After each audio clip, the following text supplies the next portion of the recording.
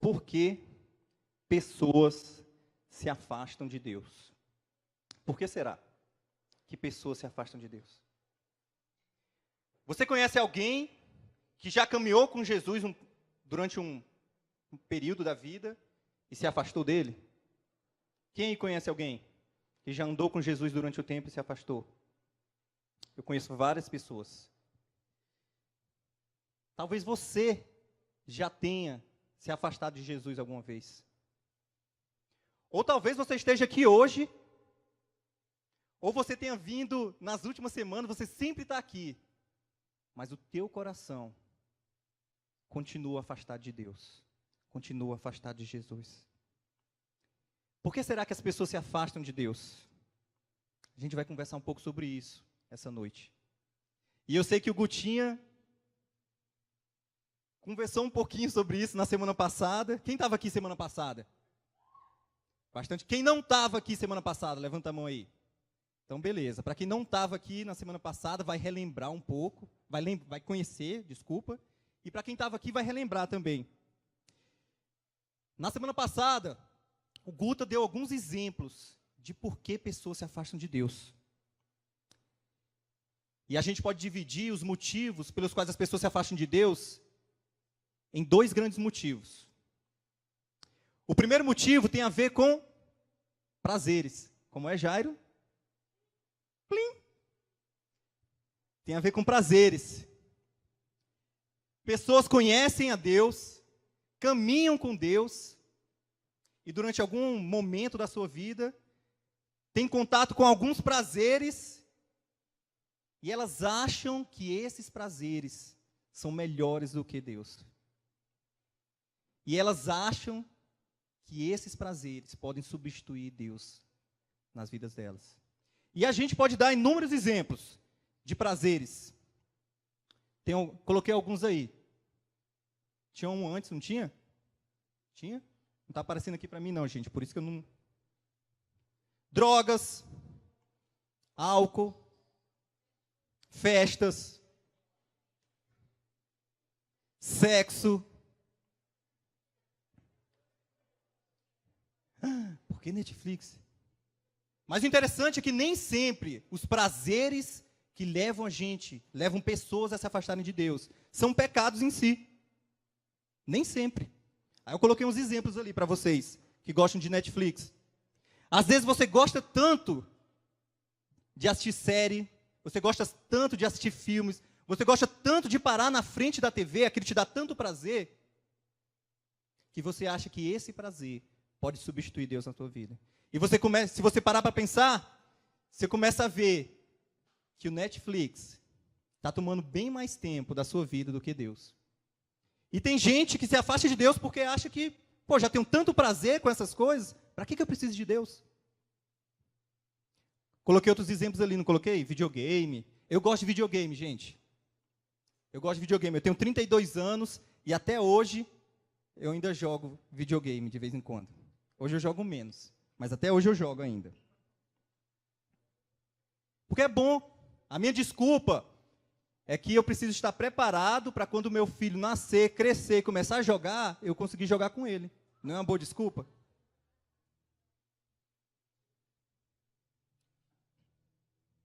Outros prazeres que eu listei. Nem sempre esses prazeres são pecados em si. Pode ser um namoro. Namorar é pecado? Não é. Eu desaconselho vocês a namorarem cedo. Mas namorar não é pecado. Se você pensar no casamento e tal, não vou entrar em detalhes aqui não. Mas namorar não é pecado.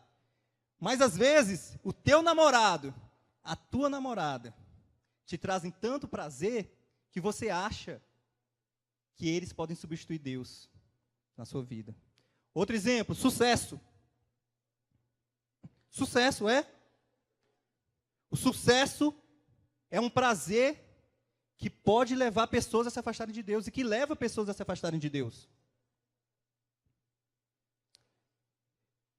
Tem gente que passa por perrengue na área financeira, aí ora, pede para Deus um emprego melhor, Deus abençoa, dá um emprego melhor, quando os problemas financeiros acabam, a pessoa se esquece de Deus.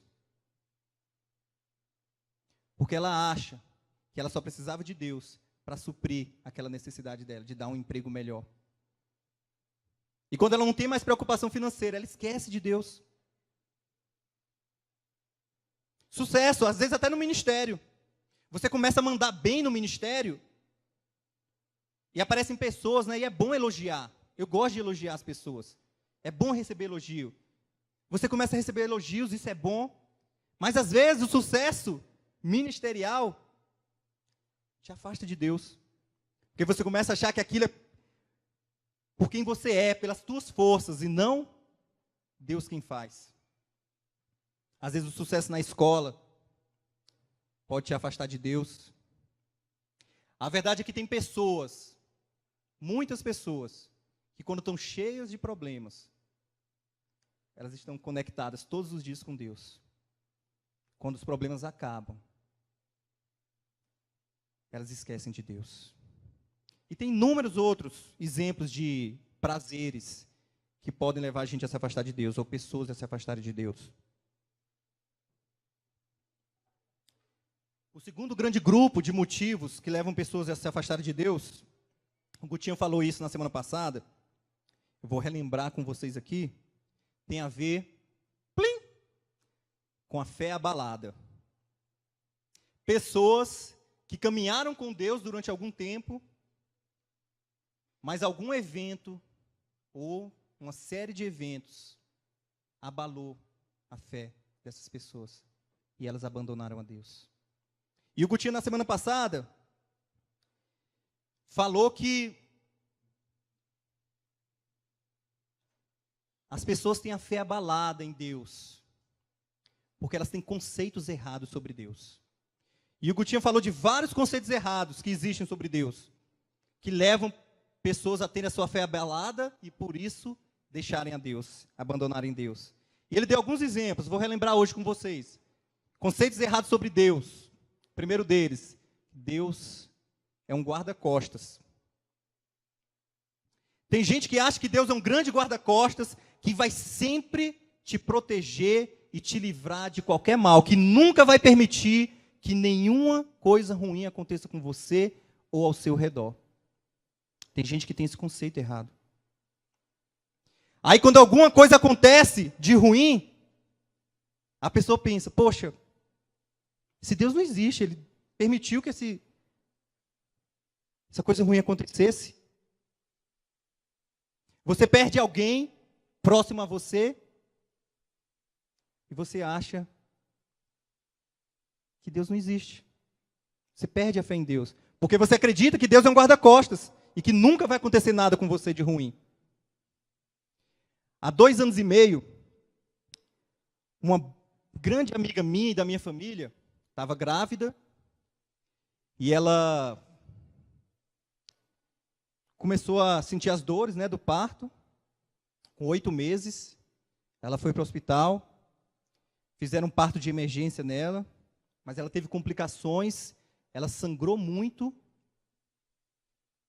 teve que ser reanimada algumas vezes e ficou em coma depois disso.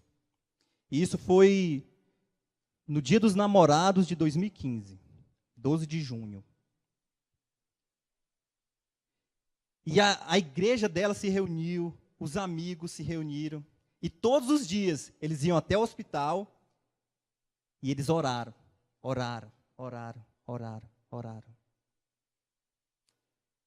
Mas exatamente 2 semanas depois, numa sexta-feira, 26 de junho, ela faleceu.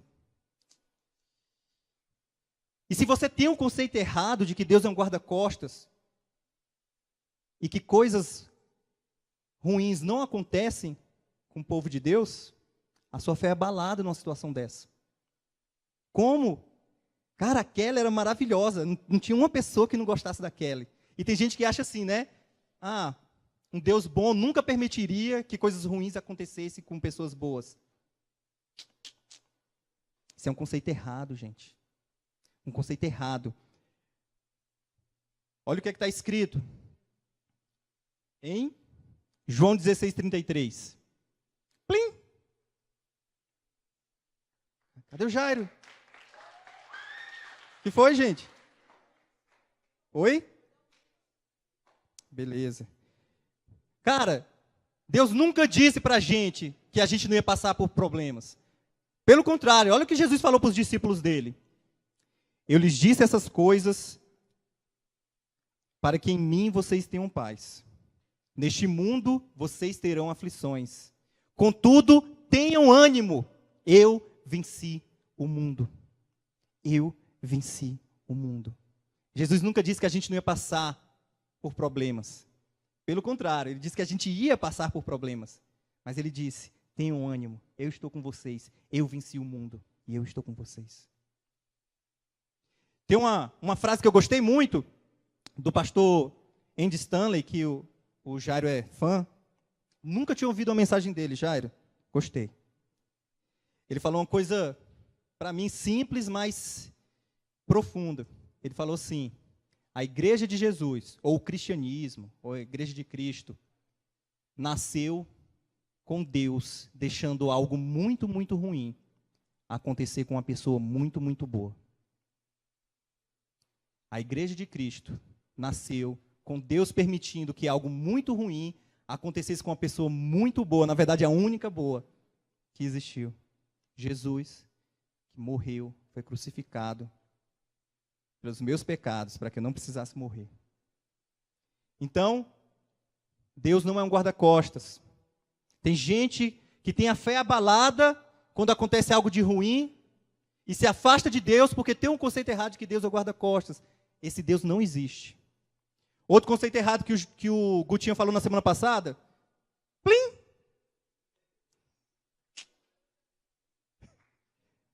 Deus é um gênio da lâmpada.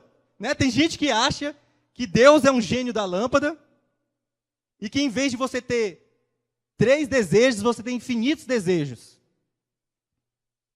E tudo que você pede, Deus vai fazer. Esse é outro conceito errado sobre Deus. Deus não é um gênio da lâmpada. E essas pessoas oram por um milagre, o milagre não vem. Ah, esse Deus não existe. Ou eu não quero esse Deus para mim. Porque eu orei, ele não me ouviu, não fez o que eu pedi. Pede algo, pede uma resposta para Deus e não escuta nada. E essas pessoas têm a fé delas abalada e se afastam de Deus por causa de um conceito errado. Deus não é um gênio da lâmpada que faz tudo de acordo com a tua vontade. Pelo contrário, ele faz tudo de acordo com a vontade dele, que é soberana. Outro conceito errado sobre Deus, que leva pessoas a terem as suas fés, ou a sua fé abalada, e se afastam de Deus, é que Deus é como um namorado ou namorada. Não sei por que eu falei de namoro aqui 2 vezes. Não está na época de vocês namorarem não, gente. Daqui a 10 anos, 15 anos, quando vocês namorarem, vocês vão entender. Né? Mas hoje vocês podem só ficar sonhando, botar a cabeça no travesseiro lá, ficar sonhando, né? Eu digo que é aquele friozinho na barriga que você sente quando olha para o menino, né? Ou quando olha para a menina. Isso não é amor, gente. Isso é caganeira, alguma coisa assim. Amor é outra coisa. Tá? Mas tem gente que tem o conceito errado de que Deus é como um namorado ou namorada. E que você sempre vai estar sentindo a presença dele. Quando você quiser, você vai sentir a presença dele. Cara, como é bom sentir a presença de Deus. Os momentos em que eu sinto mais a presença de Deus, em que a presença de Deus é mais nítida para mim, é quando eu estou adorando a Deus. Quando eu estou louvando a Deus. Adorando através do louvor. E muitas vezes eu estou aqui na igreja, louvando junto de vocês, e é nítida a presença de Deus. E eu sinto Deus ali. Outras vezes eu estou no meu quarto, sozinho, louvando a Deus, e eu sinto a presença de Deus ali. Mas tem vezes, gente, que eu venho aqui, eu louvo a Deus e eu não sinto nada. Não sinto arrepio, não sinto frio na barriga. Às vezes eu leio a Bíblia, e eu sinto a presença de Deus lendo a Bíblia. Às vezes eu leio a Bíblia e não sinto nada. Só leio. Tá, aprendi, legal. Mas eu não sinto arrepio, eu não sinto uma emoção. Nem sempre eu sinto vontade de chorar quando eu estou louvando a Deus por causa da presença de Deus ali. E tem gente que quando para de sentir a presença de Deus em cada culto, em cada momento, em cada oração, em cada leitura da Bíblia, pensa, esse Deus aí não existe não. E tem a fé abalada, porque tem um conceito errado, de que Deus é como um namorado ou namorada, que você sempre vai sentir a presença. E o último conceito errado que eu vou listar, o Gutinho listou mais na semana passada, é que Deus é um Deus de culpa, ou um Deus acusador.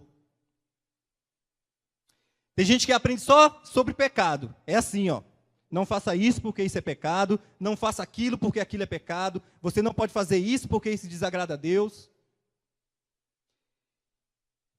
E certas pessoas começam a ter um conceito errado de que Deus é um Deus de culpa, é um Deus acusador. E elas pecam. E quando elas pecam, elas se sentem tão culpadas que elas acham que elas não podem voltar para Deus. E aquele sentimento de culpa vai abalando a fé dessas pessoas e fazem elas se afastarem de Deus.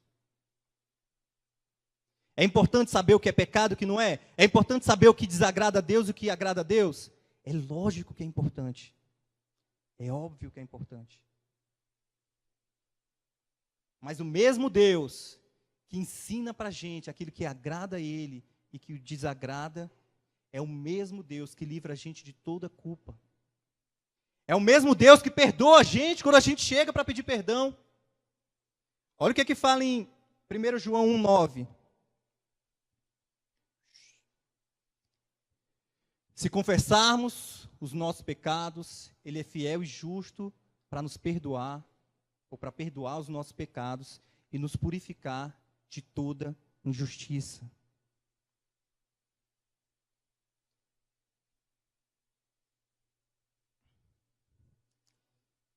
E aí, será que realmente eu preciso de Deus?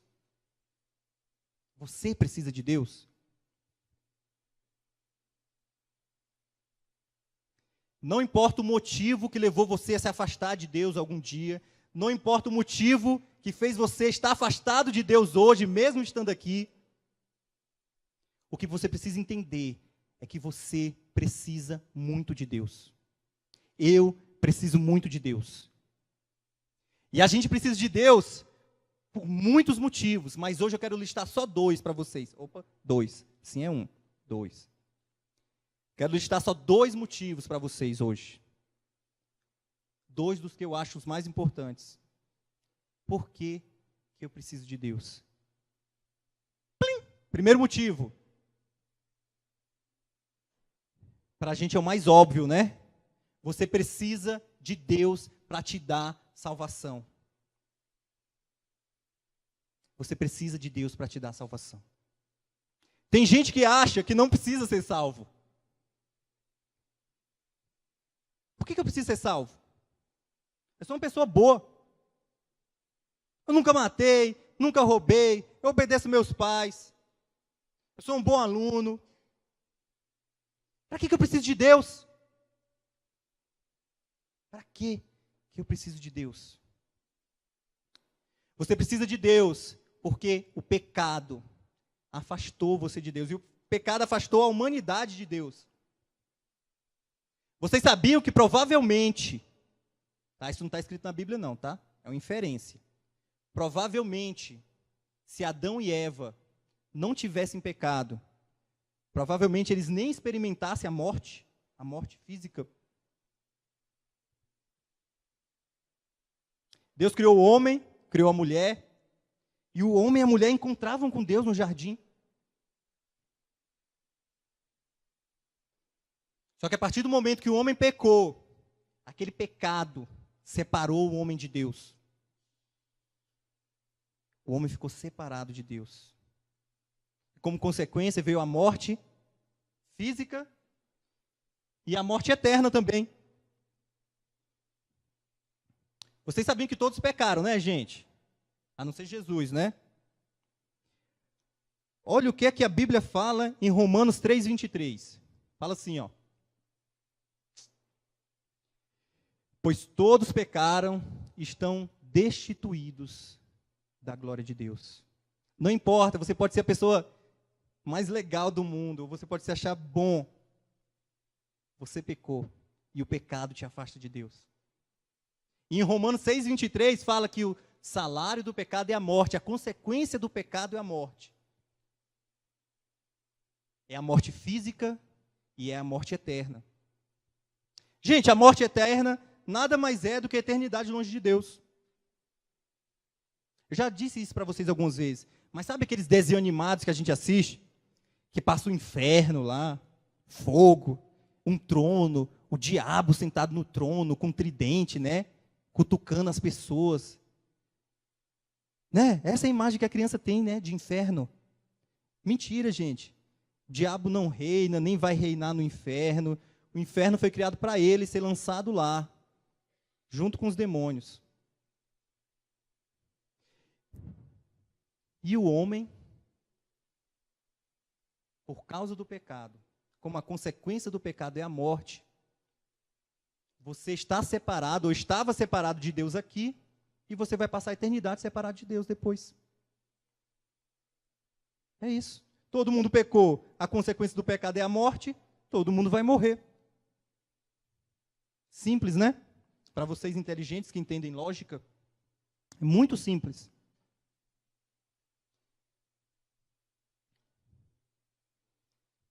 Mas Jesus, ou o Pai, através do Filho, decidiu morrer no teu lugar, pagando o preço pelo teu pecado e pelo meu pecado, para que eu não precisasse morrer eternamente. O que Jesus fez foi assim, ó. Eu já fiz essa comparação meio besta algumas vezes, mas imagina que você vai no supermercado toda semana e você faz compras, e você não paga no final. No final, o dono do supermercado só pendura lá. Você compra fiado. E você vai lá comprando toda semana. No final da tua vida, o dono do supermercado te chama para prestar contas. E ele vai te mostrar a conta. E você vai olhar para aquela conta. E você vai dizer assim: caramba, eu não tenho como pagar essa conta. Sabe o que Jesus fez? Ele pegou aquela tua conta, dos pecados que você cometeu e dos pecados que você ainda vai cometer, e ele pagou a conta, porque só ele podia pagar a conta.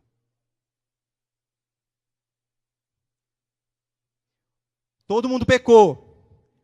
A consequência do pecado é a morte. Então, se você pecou, você vai morrer eternamente. Jesus fez assim: o pecado da Luísa não é mais o pecado da Luísa. O pecado da Luísa é meu. O pecado do Fábio não é mais pecado do Fábio. O pecado do Fábio agora é meu. E ele pegou o pecado de toda a humanidade para ele. E ele pagou o preço. Qual é o preço do pecado? A morte. Ele morreu. Só que a morte não tinha poder sobre ele. Ele ressuscitou. E ele está vivo. E ele reina para todo sempre. Mas ele morreu pelo teu pecado, para que você não precise morrer eternamente. E a única coisa que você precisa fazer é crer. Olha o que a Bíblia fala, como é simples. A Bíblia não fala que você tem que fazer várias coisas, fazer vários cursos, ser bonzinho para ser salvo, fazer caridade. Olha o que a Bíblia fala que você precisa fazer para ser salvo. Está lá em Romanos 10, 9 e 10. Está aí na tua tela. Se você confessar com a sua boca que Jesus é o Senhor e crer em seu coração que Deus o ressuscitou dos mortos, será salvo. Se você confessar com a sua boca que Jesus é o Senhor e crer no seu coração que Deus o ressuscitou dos mortos, você será salvo. Caramba, que simples.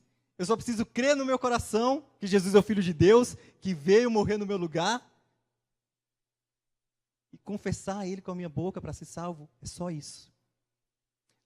Não há nada que você pudesse fazer para você merecer a salvação.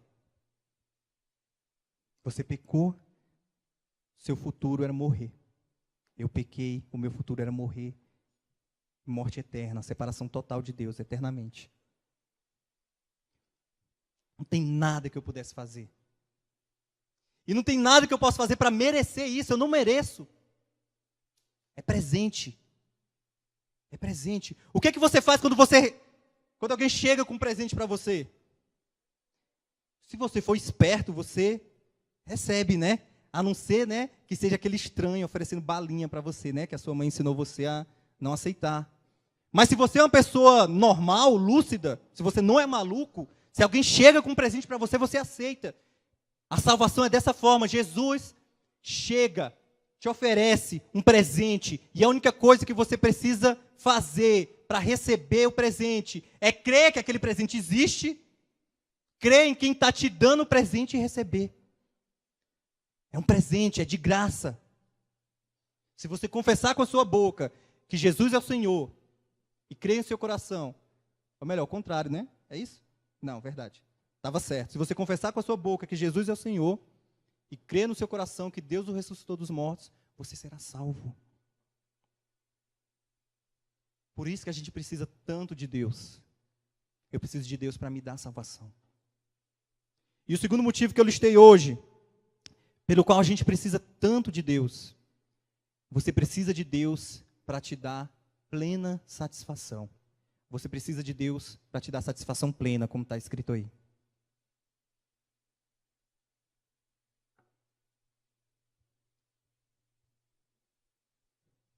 Nada nesse mundo pode te preencher. Nada. Nenhum prazer desse mundo pode te preencher. Pode te dar aquele sentimento de não está faltando nada, eu estou completo. E eu não estou falando de pecado não, gente, só. Estou falando de coisas boas. Uma boa família, uma boa escola, sucesso na escola, tirar notas boas na escola, um ministério, amigos, bons amigos. Nada pode te dar satisfação completa.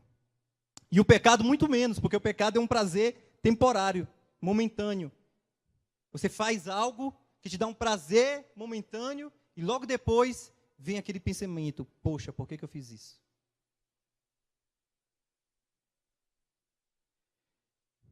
Eu já falei isso algumas vezes para vocês, e sempre que eu falar de relacionamento com Jesus, quase sempre eu vou falar sobre isso. Você pode fazer as coisas que você mais gosta de fazer. O que vocês gostam de fazer? Imagine um dia perfeito para vocês aí. O que vocês fariam? Acordar tarde, não ir para a escola, né? Não escovar os dentes, não tomar banho. Tá melhorando, Fábio. Pensa num dia perfeito na cabeça de vocês. Passar um tempo com os amigos, né? No meu caso é passar um tempo com a Juliana, ver um filme bom, ir para a praia. Imagina um dia perfeito para vocês.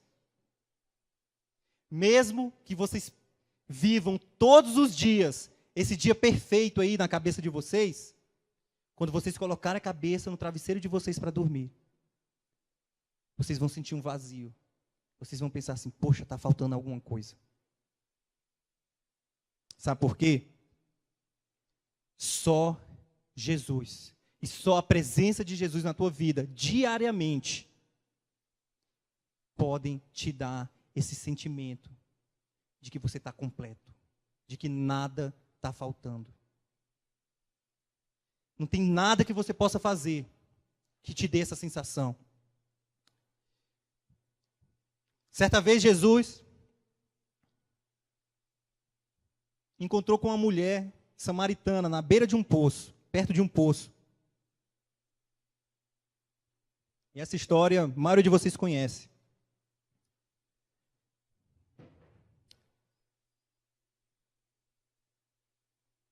E Jesus pediu água para aquela mulher.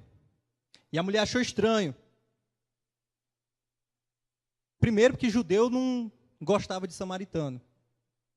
Segundo, que não era costume homem ficar conversando com mulher em público, assim, no meio da rua. E a mulher achou estranho. E Jesus respondeu uma coisa para ela, super interessante. Falou assim, tá aí, na tela para vocês, João 4, 13 e 14. Jesus falou assim, Jesus respondeu, quem beber desta água, ele estava falando da água do poço, terá sede outra vez. Mas quem beber da água que eu lhe der, nunca mais terá sede. Pelo contrário, a água que eu lhe der se tornará nele uma fonte de água para jorrar para a vida eterna. Jesus estava dizendo assim,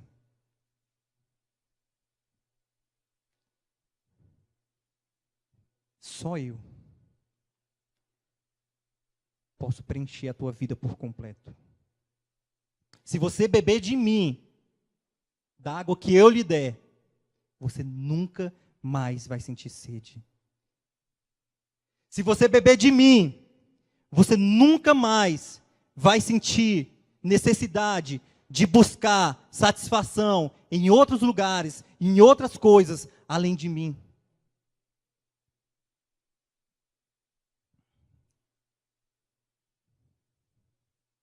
Qual foi o prazer? Seja ele pecado em si ou não, que te levou a se afastar de Deus algum dia. Ou que faz você estar afastado de Deus hoje. Nenhum prazer vai te trazer satisfação por completo.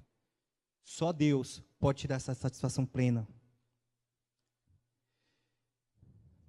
A banda pode subir, por favor.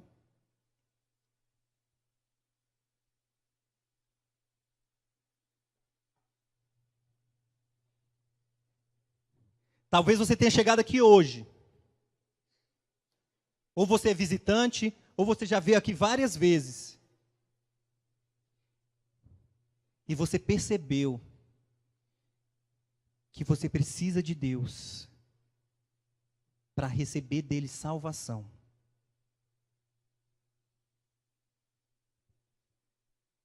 Talvez você já frequente o Jump há tempos.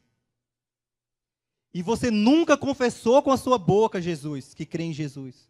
Você nunca creu no seu coração. E hoje é o teu dia. É a tua hora. Baixa a tua cabeça. O que você está esperando?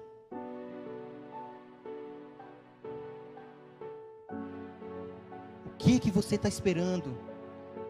Você precisa de Deus para te dar salvação. Se você nunca confessou Jesus com a sua boca, essa é a tua hora. Essa é a tua hora. Jesus te deu a possibilidade de ter um relacionamento com Deus. E hoje você vai começar a ter um relacionamento com Deus. E você nunca vai se afastar dele. Se esse é você, que percebeu hoje que precisa de Deus para te dar salvação, e não porque você merece, mas porque é um presente, eu queria que você levantasse a sua mão. Não tem ninguém olhando para você.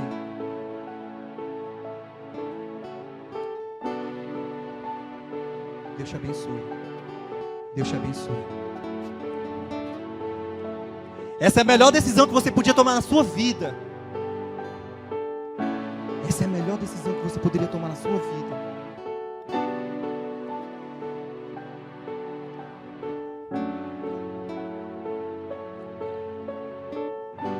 Talvez você chegou aqui hoje. Você já confessou Jesus um dia. Você tem a certeza da sua salvação. Mas por algum motivo, ou porque você teve a sua fé abalada, ou porque você encontrou algum prazer que você achou que era mais importante do que Deus, você se afastou de Deus. Talvez você está aqui hoje, mas você está afastado de Deus. Ou talvez você venha aqui sempre, mas o teu coração continua afastado de Deus. Essa é a tua hora também. Essa é a tua hora. Você percebeu hoje que não tem nada que você possa fazer, não tem prazer nenhum no mundo que vai te fazer completamente satisfeito. Você percebeu hoje que só a presença de Jesus, todos os dias na tua vida, vai te dar esse sentimento de que você está completo. É a tua hora. Fala para Deus. Fala para Deus. Pede perdão. Fala para Ele que você quer correr para os braços dele e você nunca mais quer se afastar.